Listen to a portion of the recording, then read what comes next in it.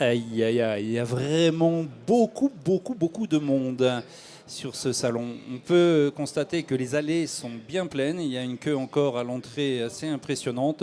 Les allées fourmillent dans tous les sens. Et c'est très très bien pour ces 30 ans du Carrefour national de la pêche ici même à Clermont-Ferrand.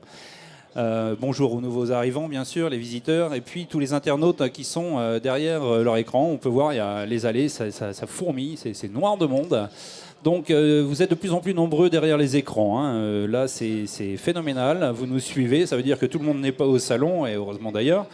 Et je reçois le magasin Vital Pêche avec Tom et Charlie qui est à mes côtés. Ce magasin, il représente aussi aujourd'hui, on va dire, Ultimate Fishing, la société Ultimate Fishing. Pourquoi? Parce que dans le magasin, ils ont un rayon Ultimate qui est bien fourni.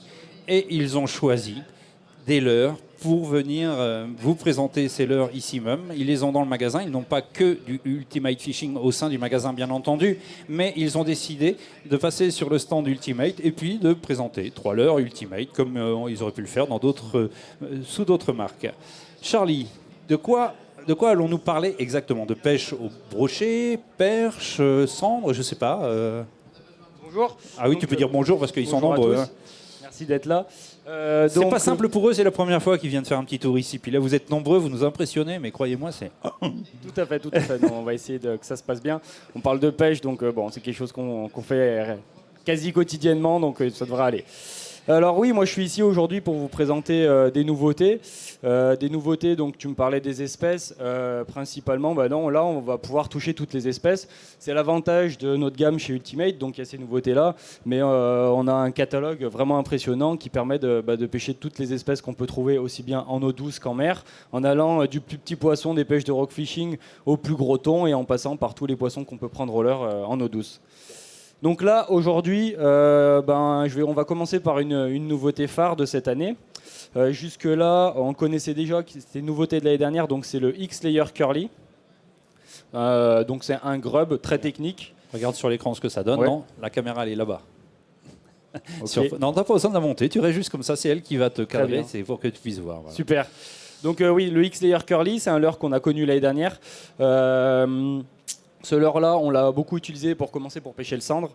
Donc d'abord en linéaire en début de saison, et puis après, finalement, on a pêché en vertical. Et on s'est rendu compte que c'est un leurre qui nous permettait de prendre des poissons. Ouais, d'ailleurs, Tom, C'est bien, Charlie, effectivement, mais Tom est en pleine animation. Ouais. C'est pas simple, hein, Tom, hein. Ah, il me laisse pas tranquille là, j'ai même pas le temps de le faire nager qu'il le prenne à chaque fois. On va lui laisser nous expliquer comment il anime, Tom. Non, alors en fait c'est un leurre qu'on utilise beaucoup en vertical parce qu'on est quand même, à la base on est tous les deux des pêcheurs de cendre. Bon là je crois qu'il va falloir que je sorte le leurre de l'eau pendant que j'en parle. On utilise ce leurre sur des verticales très lentes et particulièrement, on s'en est beaucoup servi particulièrement à cette saison quand l'eau est la plus froide et sur des verticales où on va pêcher en verticale sous le bateau de façon... vraiment ample et sans animation très sèche pour avoir quelque chose de très discret, une animation qui va être en accord avec la vibration du leurre. Comme vous allez voir, c'est quelque chose d'assez fin. Ça vibre c'est pas une vibration qui est très imposante. Bon, là, les basses me laissent pas tranquille, mais... Ouais, c'est vraiment un leurre qui va vibrer, qui va nager tout seul. Donc il suffit de le ramener en linéaire, donc comme on peut voir là, ce qu'on ferait là, en simplement lancer ramener. Et quand on est en vertical, il faut imaginer qu'on le place décollé juste au-dessus du fond, comme les animations, comme une verticale classique, et on avance tout simplement comme ça sur ces pêches lentes. Souvent, on a remarqué que ce leurre-là, donc le 5 pouces, était très efficace l'année dernière dans l'hiver, après les moments où les poissons avaient mangé, donc une montée d'eau ou une période favorable qui a fait qu'on passait un moment où il y a eu vraiment des touches. Donc là, on parle de pêche en lac de barrage. Et puis la pêche se durcissait.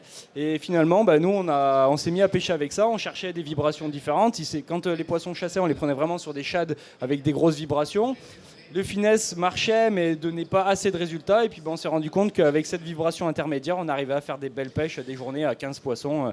Voilà. Mais le problème c'était que c'était bien mais nous on aime bien pêcher le cendre en vertical et on aime bien le pêcher avec des gros leurres et le 5 pouces c'était déjà une belle bouchée mais nous on aime bien que ce soit toujours un peu plus gros et donc cette année... Je vais interrompre, combien de grammes là on a sur le curly que tu as là-bas Là j'ai mis 21 grammes dessus. D'accord, 21 grammes, Donc, avec devant, c'est une tête classique. Ouais, là c'est une tête ronde. Ouais. Voilà, Football. Voilà, tout à fait. Il y a une tête ronde, et pardon, ce que je voulais dire. Voilà, une tête classique. Hein. Et une tête classique ronde, et c'est un leurre qui nage aussi très bien, qui est très équilibré avec les têtes football. Moi, je préfère. Une tête ronde, les têtes rondes, c'est magnifique aussi. Hein. Mais j'aime bien les têtes football aussi, ça donne vraiment une certaine stabilité sur l'avant, et en même temps, ça permet de désaxer un petit peu. Mais dans l'eau, il est vraiment bien plat comme ça. Voilà, on permet de le faire avancer vraiment bien plat. Si on veut faire un du linéaire, on va avancer plus proprement qu'avec une tête ronde qui va louvoyer de droite et de gauche. C'est mon point de vue. Après, on voit que quand même. Ça nage comme c'est assez équilibré même sur une tête ronde. D'accord. Et aussi sur un plomb sabot. Ça nage très bien sur un plomb sabot. Puis, type vertical. Là, on a beaucoup parlé de pêche du cendre, mais c'est un leurre aussi qui va très bien aller sur les pêches de brochet parce qu'en fait, on s'est rendu compte en cherchant les cendres et en le présentant aux cendres qu'on a touché quand même pas mal de brochets avec ce leurre-là. Donc c'est une vibration qui doit beaucoup plaire aux brochets. Et donc cette taille-là, un peu plus importante, va peut-être permettre de les cibler encore mieux. Donc ça va être aussi très intéressant pour ça. Et là, par exemple, on en a monté un que Charlie va pouvoir vous montrer, derrière un chatterbait. Donc ça va être un leurre qu'on va pouvoir utiliser en trailer, c'est-à-dire derrière un spinnerbait ou un chatterbait pour apporter un peu de volume et pour apporter une vibration supplémentaire. Et le fait que ça soit quelque chose qui retienne assez peu l'eau, au final, va permettre de pêcher au chatterbait ou au spinnerbait sans avoir quelque chose qui tire vraiment trop dans la canne. Et ça va être vraiment intéressant. On peut avoir la taille de ce nouveau là 7 pouces. 7 pouces. Donc soit 17 cm si je dis pas de bêtises. Oui, c'est ça. Oui, autre chose qu'on n'a pas dit sur ce leurre, donc hormis le fait que il fasse une belle taille, il y a aussi une chose qui a été rajoutée, c'est un rattle. Voilà, je ne sais pas si on va le voir à la caméra, mais à l'intérieur de ce leurre, il y a effectivement des petites billes, ce qu'on appelle un rattle dans notre langage, une cage à billes qui va émettre une sonorité. Elle est amovible ou pas? Ouais, tout à fait. Donc j'allais y venir. Ce rattle, il est en place, mais on peut aussi l'enlever si on estime que c'est pas quelque chose qui est à faire ce jour-là. Ça permet de rajouter cette option-là, se dire si on veut faire un petit peu de bruit, ce qui est efficace sur les brochets et les perches, qui ne l'est pas tout le temps sur les cendres, mais c'est quelque chose à essayer. Donc c'est une option en plus qu'on a sur ce leurre. Et tiens, je te laisse l'enlever si tu veux, pour te montrer que c'est super simple. Il est très, non, le rattle, pardon. Il est très facile à retirer et éventuellement à utiliser pour mettre dans une queue de one-up ou autre chose comme ça, le jour où on se rend compte que le rattle permet de déclencher plus de touches. On a parlé des brochets. C'est mieux sans micro. Oui, j'imagine, c'est pour ça que je t'ai laissé faire. On a parlé aussi donc on a parlé des brochets et des cendres, mais c'est un leurre qui fonctionne aussi très bien sur les perches. L'année dernière, en le montant en drop shot, on a fait d'excellentes pêches sur les perches. Et cette année, on a aussi une nouveauté qu'on n'a pas pris là parce que on peut pas tout vous présenter tout notre catalogue. Entendu, ouais. Mais ce leurre-là existe aussi en taille 3 pouces 5 depuis cette année, dans des coloris qui sont faits pour nos eaux, pour nos poissons. Donc je vous laisse jeter un œil, soit dans le magasin, soit sur notre catalogue. Vous verrez, vous trouverez forcément des coloris qui vous parlent. Voilà, vous pouvez aller aussi sur le stand Ultimate. Voilà, bien entendu. Voir nos collègues, vous pouvez faire nager tous ces leurres. On va enchaîner. On passe au suivant. Ouais. On laisse Tom nous montrer. Vous êtes où, vous, Vital Pêche, le magasin? Vital Pêche, c'est un magasin qui est à Belleville, dans le 69, juste au nord de Lyon. D'accord. Une cinquantaine de kilomètres au nord de Lyon. D'accord. Et vous êtes nombreux dans le magasin? Ils sont, parce que moi je suis pas du magasin, non, mais oui, ils sont, je dirais 3 à 4 personnes à bosser sur la semaine sur le magasin. Ouais, c'est un beau magasin avec des gars très passionnés. Guillaume Tondu, qui est la pièce maîtresse, sans enlever tout ce qui est aux autres, mais Guillaume Tondu qui est un passionné de la Saône, qui est investi dans les APPMA du coin et qui se bat tous les jours pour que nous, les pêcheurs, on continue à s'amuser, à prendre du plaisir tout en respectant le poisson. Non, c'est vraiment un bel endroit. Ils sont au top, les garçons. Là. Non, ils sont vraiment top. Ouais. Et ils pêchent. Alors, on enchaîne avec un autre leurre. Quel est ce leurre? Voilà, tu peux l'approcher de la petite caméra. Regarde à l'écran ce que ça donne. Okay. Comme ça va te guider. Ok, donc là, c'est un petit leurre souple de type shad, c'est-à-dire avec une caudale qui émet des vibrations comme on les connaît bien. La particularité de ce leurre-là, c'est qu'en fait, c'est un shad qui est prémonté. Donc là, on va pas avoir besoin de mettre une tête plombée, c'est déjà tout prêt. Le plomb, j'ai peut-être pas pris la meilleure colorie pour vous le présenter, mais en fait le plomb est situé sous le ventre, vraiment sur la partie plate que vous avez ici. Donc l'intérêt de ça, ça va être qu'à la descente, au lieu de plonger la tête la première, vous allez voir qu'il a plutôt une trajectoire qui est plus horizontale. Donc en fait, ça va nous permettre, avec un leurre par exemple, parce qu'il existe en plusieurs grammages, en 7, en 14 et en 21 grammes si je ne dis pas de bêtises. Et l'intérêt, c'est que même en ayant un leurre qui va paraître surplombé par rapport à la situation, peut-être parce qu'on cherche quelque chose de planant, mais ce jour-là, on va avoir du vent qui va faire qu'on va avoir besoin de quelque chose de plus lourd pour pouvoir jeter plus loin et pour pouvoir contrôler ce qu'on fait. Et l'intérêt du fait qu'il ait le plomb au niveau du ventre, ça va être qu'on va quand même avoir quelque chose de planant malgré le fait qu'il y ait beaucoup de plomb. Comme vous allez voir, à la descente, il descend pas vraiment à la tête la première, il descend beaucoup plus à plat.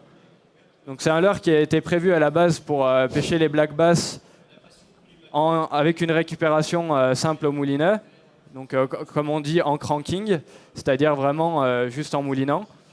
Mais qui sur les cendres, sur des animations un petit peu plus comme on fera au manier, va être assez efficace. Et nous, on a eu des super résultats sur les perches et sur les cendres pendant la période estivale avec ce leurre-là. Ouais. Tu peux montrer, Tom, les choses qui nous ont permis de prendre plein de poissons cet été, l'animation notamment, qui est le point fort de ce leurre, de par le positionnement de son grammage, fait qu'il va vraiment descendre, non pas comme un leurre souple sur une tête plombée tout droit, mais vraiment avec un angle comme ça, et il va venir se poser sur le fond, et c'est souvent là qu'on a pris les touches des belles perches et des cendres.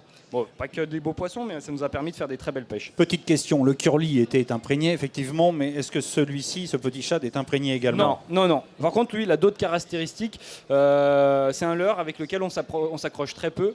Vous allez dire, c'est facile de dire ça, mais j'ai quand même pas mal pêché avec. J'en ai pas perdu un seul. De par son positionnement de l'hameçon, qui est caché par une nageoire dorsale et qui n'empêche pas de piquer les poissons, c'est très important. Donc voilà, je vais essayer de la montrer. On voit bien. On a un bon hameçon très piquant, qui est caché derrière cette dorsale-là. Et de par le fait de cette descente-là et sa tête qui fait qu'on va buter d'abord avec la tête sur les obstacles, mais étant donné qu'il n'y a rien pour accrocher, je vais, montrer, moi. les Je vais obstacles, le tenir et tu vas pouvoir le décrire. Les obstacles vont être contournés, ça va buter dessus et ça va permettre de les éviter sans s'accrocher, de par le fait que déjà, si on passe tout simplement notre doigt dessus ou quoi que ce soit, ça pique pas, on sent pas l'hameçon. Par contre, à chaque fois qu'un poisson le prend dans sa bouche, il n'y a pas de souci, c'est piqué. C'est vraiment impressionnant. Et il y a vraiment aussi quelque chose qui est sûrement dû à la position du plomb qui est très intéressant. C'est que sur d'autres leurres à taille égale au même moment, les poissons aspiraient beaucoup mieux celui-là. Très souvent, quand on prenait des poissons au dark slipper, ils étaient vraiment avalés, mais à la limite de l'œsophage. Parfois, on a même eu des attaques où la partie arrière du leurre, donc vraiment toute cette partie-là, était déjà rentrée dans l'œsophage. Donc en fait, ça on pense que c'est dû au fait que le plomb, de par sa position ventrale, va permettre une meilleure aspiration des poissons et va permettre vraiment de prendre des touches hyper violentes et puis de ne pas les rater, Alors c'est un prêt à pêcher, c'est le cas de le dire. Un prêt-monté. Parce que là, vous n'avez pas de tête plombée à mettre dessus, vous n'avez pas d'artifice ni quoi que ce soit à mettre autour, il y a juste à l'accrocher au bout de sa ligne. Tout à fait, exactement. Et aussi, une autre caractéristique de ce leurre qui est à noter, j'ai pêché les brochets avec dans certains plans d'eau lyonnais. Il résiste vraiment au coup de dent des brocs. Je ne me suis pas fait couper une seule queue ou quoi que ce soit. Et aussi, là où je voulais en venir, c'est que quand on met un petit bas de ligne à broc devant, que ce soit de l'acier ou même un fluorocarbone de 60-70 centièmes, ça continue à nager, à avoir cette action-là et c'est pas négligeable. C'est pas négligeable de pouvoir pêcher sans se faire couper tout en restant attractif. Ok, le dark slipper. Juste une dernière petite parenthèse là-dessus qui est intéressante pour un type de pêche dont on n'a pas parlé jusqu'à maintenant, c'est pour la pêche de la truite. Dans le sens où ça ressemble quand même à un petit chabot et que le plomb va permettre justement de vraiment bien tenir le courant vu que ça va le stabiliser, vu que le plomb est sous le ventre. Ça va permettre de trancher les veines d'eau et à certains moments de l'année de déclencher de très belles truites. Donc c'est quelque chose qu'il ne faut pas oublier avec ce leurre-là aussi. Ok, petit passage, on enchaîne avec un autre leurre. Donc on va finir par donc une dernière nouveauté.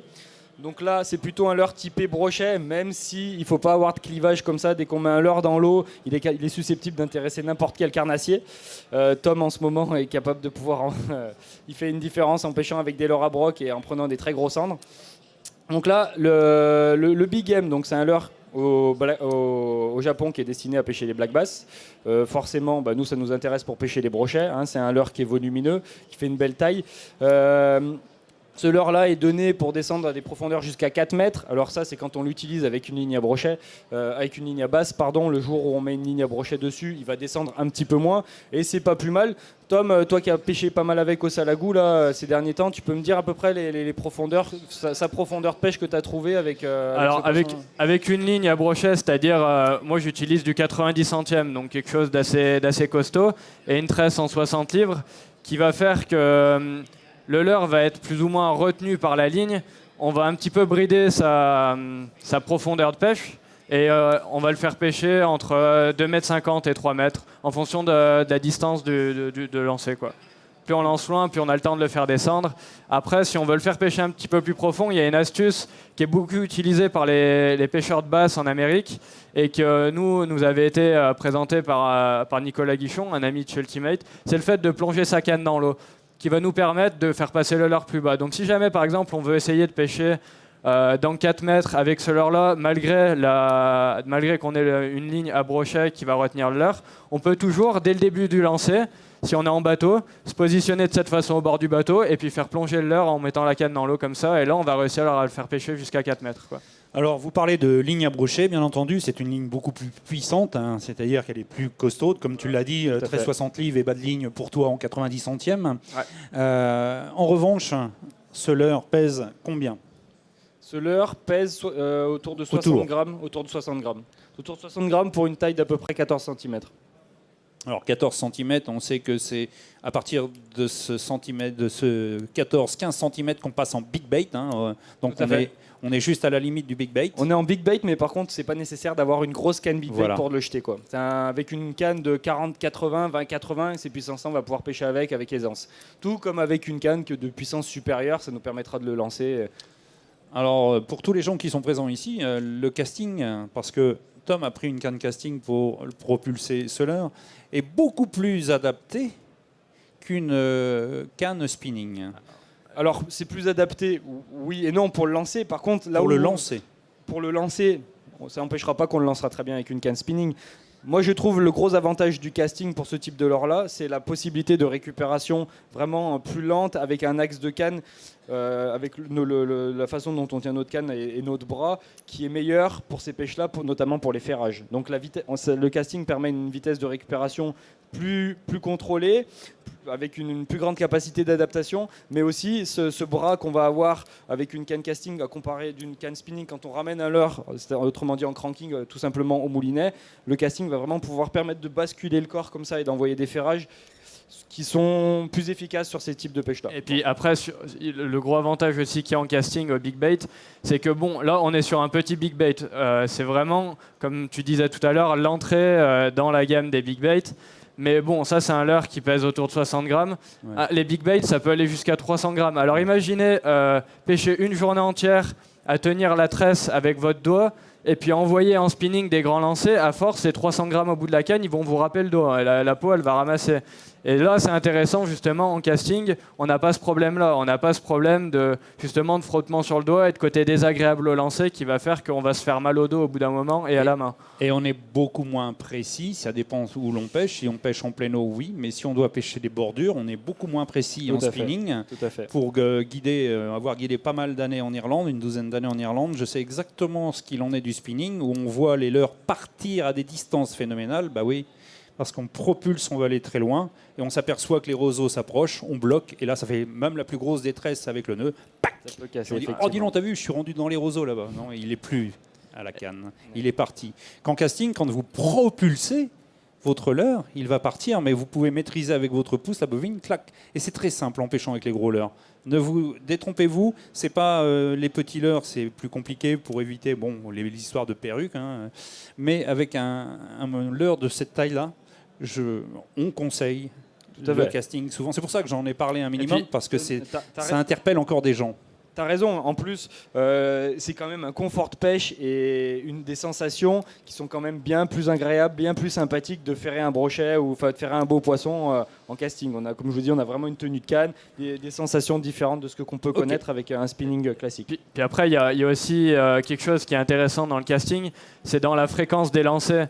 Par exemple, là, ce leurre-là, c'est un leurre avec lequel on va pêcher en récupérant moulinet assez rapidement. Donc, on va s'en servir pour prospecter des grandes zones. Donc, on va avoir une fréquence de lancer qui va être importante. Et le gros avantage du casting, c'est que quand j'arrive au bateau avec mon leurre, j'ai juste à faire ça et hop, ça repart, quoi. Alors qu'en spinning, il faut ouvrir la bobine, hop, et on rejette. Et ouais, bloqué.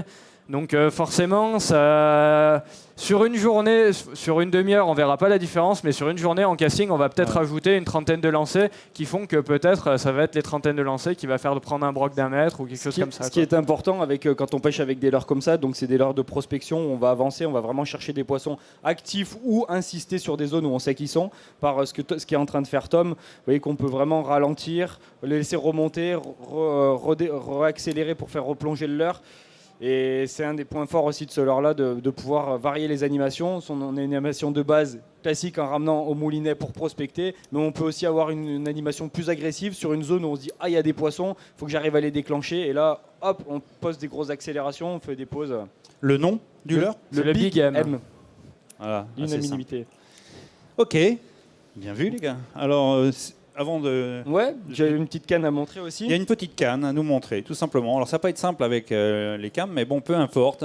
C'est simplement de parler de cette canne qui est une nouveauté de l'année. Une nouveauté 2019, mais qui est quasiment plus en stock parce que ça a été un best-seller. C'est vraiment une canne, donc je ne sais pas si ceux qui connaissent un peu les Tenryu. Donc c'est une Tenryu, elle n'est pas rouge pour la bonne et simple raison que c'est une édition limitée. Donc c'est la Super Shoot Black Limited.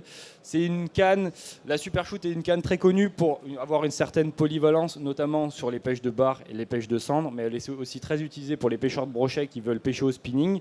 Et donc cette canne fait 2,05 m de longueur pour une puissance de 20-45. La Super Shoot classique, la différence par rapport à la Super Shoot classique, c'est un blanc un peu plus nerveux qui va vraiment plaire aux pêcheurs de cendre. Et puis donc une finition entre guillemets plus sobre mais magnifique avec des anneaux différents, des anneaux torsites avec une bague en titanium. Bref, un vrai petit bijou en édition limitée. Donc il y avait de 0 à 100 et maintenant il nous en reste plus qu'une dizaine, dont certaines au magasin Vital Pêche. Mais ce ne sont pas les seuls, c'est bien d'avoir donné les caractéristiques de cette canne en grammage et en taille, parce qu'on se cherche toujours à se jauger dans les cannes en grammage. Les gens sont complètement perdus avec ça. Tout à fait. Et il est intéressant pour vous. Et ce genre de grammage de cette canne-là, donc sa longueur et sa puissance, fait d'elle une canne assez, on va dire, polyvalente, même si la polyvalence c'est toujours un petit peu un ennemi, mais cette canne-là va permettre aussi bien de pêcher en vertical, de pêcher en linéaire. Ceux qui pêchent le cendre, ils savent que des fois c'est bien de pêcher un peu derrière le bateau, dans les pêches qu'on va appeler en diagonale. Sa raideur va faire que, notamment dans les lacs de barrage et dans les fleuves où on a besoin de puissance, parce qu'on va mettre des grammages lourds, un peu plus lourds que ce qu'on pourrait faire habituellement parce qu'il y a du courant ou de la profondeur, cette canne-là va vraiment permettre de tenir notre leurre et notre animation sans plier, tout en ayant une sensibilité incroyable, une résonance, un blanc Tenryu, voilà. Je vous invite à aller la voir, à aller la prendre en main sur notre stand.